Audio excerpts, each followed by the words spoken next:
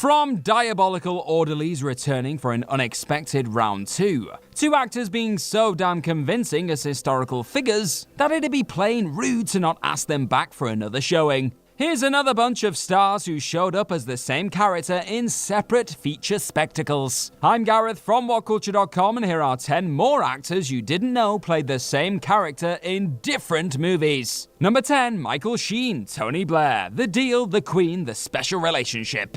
To many, Michael Sheen is fondly known for his blockbuster work on the likes of The Underworld and Twilight flicks. But for those outside of the vampire-obsessed demographic, the Welsh powerhouse is more intrinsically linked to folks such as David Frost and Brian Clough, producing mesmerizing turns in both Frost Nixon and The Damned United, respectively. However, when looking back on the BAFTA-nominated thespian's career, it's hard to look past one role in particular as the one that he was simply born to play, evidenced in the fact he's played the part on 3 separate occasions. Though not classed as directly connected in the traditional sense, Sheen would play Tony Blair in The Deal, The Queen, and The Special Relationship. Unofficially, this trio of flicks made up the Blair trilogy, seeing Sheen bring the former Prime Minister to life in the various stages of his political career. Rounding out his real-life figure work, Sheen has also strutted his stuff as comedy actor Kenneth Williams, and Who Wants to Be a Millionaire host Chris Tarrant in Kenneth Williams' Fantabulosa and Quiz, respectively. Number 9, Michael Sherd, Adolf Hitler, 5 different times. Some folks are born to play the British Prime Minister, while others are destined to take up the reins of one of the world's most infamous leaders. That's just show business, I guess. In the case of Scottish actor Michael Sherd, his most consistently witnessed character came in the form of Nazi dictator Adolf Hitler. Rocking up as the unmistakable presence on a whopping 5 different occasions, Sherd would play the leader of the Nazi party in TV flicks Rogue Mail and The Dirty Dozen Next Mission, TV series The Tomorrow People and Secret History Hitler of the Andes, and the big screen blockbuster that was Indiana Jones and the Last Crusade. Strangely enough, he'd also play leading Nazi party member Heinrich Himmler on 3 occasions too, appearing in The Death of Adolf Hitler, The Bunker, and Space as the historical figure. Seems Sherd found quite the niche in playing deeply despicable human beings of days gone by. Number 8, Stanley B. Herman, Uncle Hank, Requiem for a Dream, and Black Swan. Speaking of despicable human beings, Stanley B. Herman had the largely overlooked honor of bringing a particularly heinous character to the table on 2 separate occasions, both of those being helmed by Darren Aronofsky. First showing up in the director's deeply unsettling and unfiltered psychological drama Requiem for a Dream, as one of the chilling guys goading Jennifer Connelly's character of Marion in the midst of a sex show she was taking part in to raise heroin habit funds. Aronofsky would credit Herman as the pervert initially. However, after confessing that he felt somewhat bad over hiring the actor to play such a volatile part for 1 day only, the director would bring Herman back for Black Swan, after gifting him with the new moniker of Uncle Hank. Here, playing the same part as he did in Requiem for a Dream, Herman is seen harassing Natalie Portman's Nina while she's riding the subway. Weirdly enough, he'd also play a part known as the pervert in Aronofsky's short film Fortune Cookie, and turned up as fornicator in Mother 2. Again, quite a niche. Number 7, Ben Stiller, Orderly Hal, Happy Gilmore, and Hubie Halloween. Though perhaps not the major talking point coming out of Adam Sandler's golfing riot that was Happy Gilmore, Ben Stiller still made a sizable impact on those chuckling on when terrorizing the titular character's grandma in her nursing home throughout the flick, in a scene which unfortunately didn't make it into the theatrical cut. Stiller's Orderly Hal ultimately got his just desserts in the form of being sent flying through a window, but far from forcing him to change his ways, Gilmore's retaliation seems to only serve as the catalyst for a career change. Returning as the devilish handlebar mustache-sporting Hal in 2020's Hubie Halloween, Stiller is seen mocking and abusing what he thinks is a sleeping Richie Hartman, before discovering in the movie opening scene that Richie had actually bolted from the bed instead. It's an unfortunately brief nod to one of Stiller's more volatile but no less hilarious turns, but one that provided audiences with a sweet laugh and dose of nostalgia before having to endure the rest of another largely painful comedic Sandler experience. Number 6, Ian Hart, John Lennon, The Hours and Times, and Backbeat.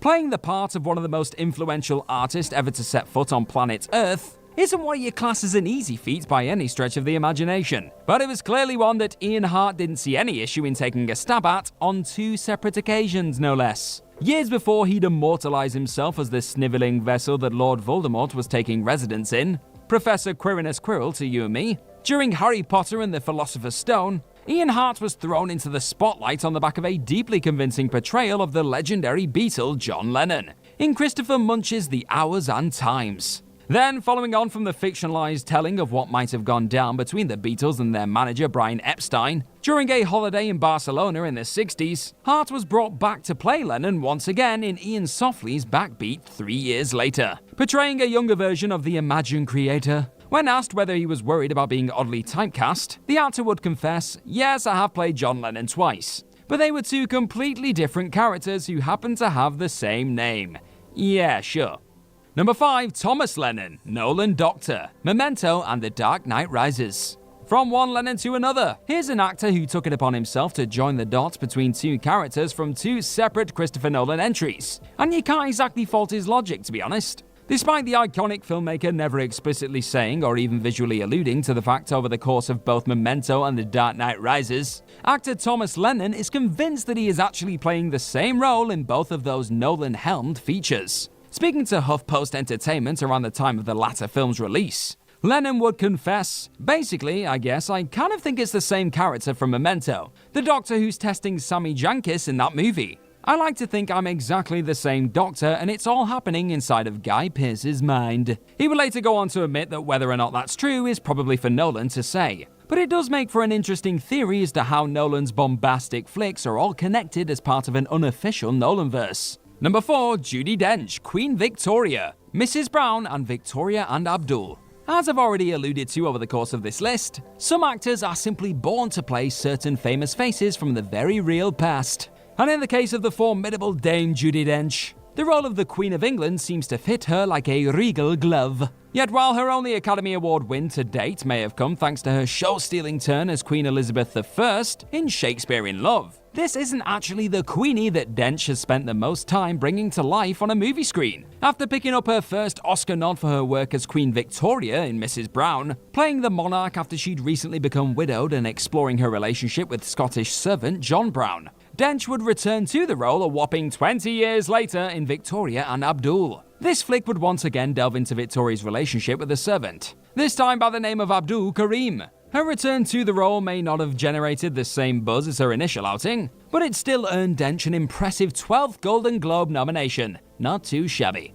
Number 3. Ian Holm, Napoleon, Time Bandits and the Emperor's New Clothes. Though not completely against returning to a role within a long-running movie franchise, seen in his triumphant comeback as the legendary Bilbo Baggins in the Hobbit prequel trilogy, Ian Holm had largely steered clear of going back over old ground throughout a frankly absurdly varied big screen career. However, away from stellar one-and-dones in the form of Sam Masabini in Chariots of Fire, there is actually another character that the late force of nature found himself in the shoes of on multiple occasions in entirely different projects. After playing the well-known French political and military leader Napoleon Bonaparte in TV miniseries Napoleon and Love, Holm was once again drafted in to play the infamous figure for Terry Gilliam's Time Bandits flick. Not content with his time in the Napoleon driving seat, a final outing as the figure who dominated Europe for over a decade was realized with Alan Taylor's The Emperor's New Clothes shortly after the turn of the century.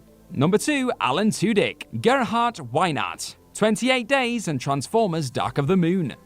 In another case of an actor filling in his own blanks and coming to the conclusion that he was actually playing the same role in two largely different cinematic entries, Alan Tudyk has gone on record to admit that his role of Gerhard Weinert didn't disappear entirely after the events of the Sandra Bullock starring comedy drama 28 Days. As Tudyk put it himself upon looking back with Empire at his role as Dutch, Seymour Simmons' personal assistant in Transformers Dark of the Moon, I decided that it's the same guy. He had gotten out of rehab, got himself on the right track, and then entered the army, became a specialist, found that he had skills in computers and weapons. Then he got burned out after too much killing, and just decided to become a valet to Agent Simmons. There's a moment where he goes crazy and I say, that's the old me. And that was all based on that BS idea that it was the same guy. Though at a glance it may seem crazy to suggest that Tudyk's Gerhard theory carries any real weight. Don't forget that this is the same series that introduced robot dinosaurs later down the line.